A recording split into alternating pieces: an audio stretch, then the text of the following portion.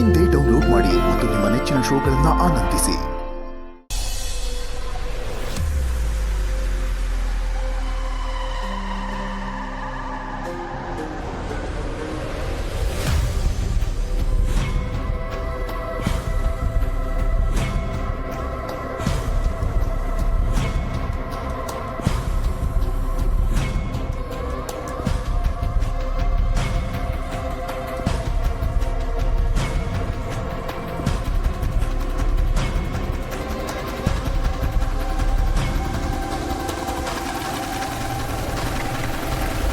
ವಿಶ್ವ, ಇಲ್ಲಿ ನಿಂತ್ಕೊಂಡು ಏನು ಹೀಗೆ ಯೋಚನೆ ಮಾಡ್ತಿದ್ಯಾ? ಏನು ಹೇಳ ಚಂದನ ಅವರೇ, ಕಳ್ಕೊಂಡಿದ್ದ ವಸ್ತುನ ಕಳ್ಕೊಂಡಿದ್ದ ಕಡೆನೇ ಹುಡುಕ್ಬೇಕು ಅಂತಾರಲ್ಲ, ಹಾಗಾಗಿದೆ ನನ್ನ ಪರಿಸ್ಥಿತಿ. ಅಮ್ಮ ಇಲ್ಲಿ ಬಿದ್ದಿರ್ಬೇಕಾದ್ರೆ ಅವ್ರಿಗೆ ಎಷ್ಟು ನೋವು ಅನುಭವಿಸಿರ್ಬೋದು, ನನ್ನನ್ನು ಕರೆಯೋದಕ್ಕೆ ಎಷ್ಟು ಪ್ರಯತ್ನ ಮಾಡಿರ್ಬೋದು, ಅಥವಾ ನಿಮ್ಮನ್ನು ಕರೆಯೋದಕ್ಕೆ ಎಷ್ಟು ಪ್ರಯತ್ನ ಮಾಡಿರ್ಬೋದು. ಹೇಳ್ಕೊಳಕ್ ಮನೇಲಿ ಇಷ್ಟು ಜನ ಇದ್ದೀವಿ, ಆದರೆ ಅಮ್ಮನ್ನ ಉಳಿಸ್ಕೊಳ್ಳೋದಕ್ಕೆ ನಮ್ಮ ಯಾರಿಂದಾನೂ ಆಗಲಿಲ್ಲ. ಅವತ್ತು ನನಗೆಂತ ಕೆಟ್ಟ ನಿದ್ದೆನೋ ಗೊತ್ತಿಲ್ಲ, ನನಗೇನೂ ಗೊತ್ತಾಗ್ಲಿಲ್ಲ. ಒಂಚೂರು ಎಚ್ಚರ ಆಗಿದ್ರು ತಮ್ಮನ್ನ ನಾನು ಉಳಿಸ್ಕೊಂಡಿರ್ತಿದ್ದೆ. ಚಂದನ ಅವರೇ,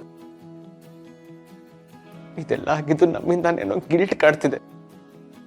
ಹೌದು ವಿಶ್ವ, ಅವತ್ತು ನಾವು ಬೇಗ ಬಂದಿದ್ರೆ ಅತ್ತೆ ನಾವು ಉಳಿಸ್ಕೋಬೋದಿತ್ತೇನೋ. ಇಲ್ಲ ತನೋರೆ, ಇದೆಲ್ಲ ನಾವು ಅನ್ಕೊಳ್ಳೋದು ಅಷ್ಟೆ. ಬೇಗ ಬಂದಿದ್ರೆ ಅವ್ರನ್ನ ಉಳಿಸ್ಬೋದಿತ್ತೇನೋ, ಅವ್ರು ಕರೆದಿದ್ರೆ ನಾವು ಬರಬೇಕಿತ್ತೇನೋ, ಹೀಗೆಲ್ಲ ನಾವು ಅನ್ಕೊಳ್ಳೋದಷ್ಟೆ. ಆದರೆ ಒಬ್ರು ಅಂತ್ಯ ಹೀಗೆ ಆಗಬೇಕು ಅಂತ ಬರ್ತಿದ್ರೆ ಅದನ್ನ ಯಾರ ಕೈಲಿಂದನೂ ಬದಲಾಯಿಸೋಕ್ಕಾಗಲ್ಲ. ಇವಾಗ ಆಗಿರೋದನ್ನು ಒಪ್ಕೊಂಡು ಜೀವನದಲ್ಲಿ ಮುಂದುವರಿಬೇಕಷ್ಟೆ, ಅದು ಬಿಟ್ಟರೆ ಬೇರೆ ದಾರಿನೇ ಇಲ್ಲ. ಆದರೆ ಅಮ್ಮನ್ನ ಕಳ್ಕೊಂಡಿರೋದು ನನಗೆ ತುಂಬ ಕಷ್ಟ ಆಗ್ತಿದೆ ಚಂದನ ಅವರೇ. ಎಲ್ಲಿ ನೋಡಿದ್ರು ಅಮ್ಮನೇ ಕಾಣಿಸ್ತಿದ್ದಾರೆ. ಅವ್ರು ಆಡ್ತಿದ್ರ ಪ್ರೀತಿ ಮಾತುಗಳು ಎಲ್ಲ ನೆನಪಾಗ್ತಿದೆ. ಹೌದು ವಿಶ್ವ, ನನಗೆ ತಂದೆ ತಾಯಿ ಇಲ್ಲ ಅನ್ನೋದನ್ನೇ ಮರೆಸ್ದವ್ರು ಅವರು. ಆ ದೇವ್ರನ್ನ ಕೇಳ್ಕೊಳ್ಳೋದು ಒಂದೇ, ನೆಕ್ಸ್ಟ್ ಜನ್ಮ ಅಂತಿದ್ರೆ ನಾನು ಅವ್ರ ಮಗಳಾಗಿ ಹುಟ್ಟಬೇಕು. ನೋಡಿ, ಅವರಿಲ್ಲ ಅಂತ ನಾವು ಅಂದ್ಕೊಂಡ್ರೆ ಹೇಗೆ ಹೇಳಿ? ಅವ್ರ ಜೊತೆ ಕಳೆದಿರೋ ಒಳ್ಳೆ ಕ್ಷಣಗಳನ್ನು ನೆನೆಸ್ಕೊಂಡು ಜೀವನ ಮಾಡಬೇಕಲ್ವಾ?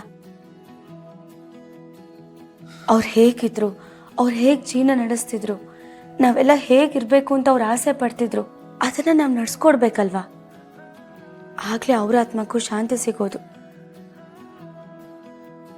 ಎಲ್ರಿಗೂ ಸಾವು ಅನ್ನೋದು ಒಂದಲ್ಲ ಒಂದಿನ ಬಂದೇ ಬರುತ್ತೆ. ಇವತ್ತು ಅವ್ರು ಹೋಗಿದ್ದಾರೆ, ಮುಂದೊಂದು ದಿನ ನಾವು.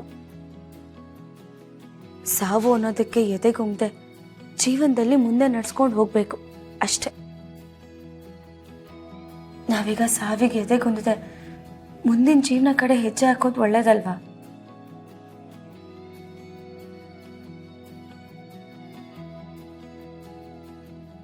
ಲಕ್ಷ್ಮೀ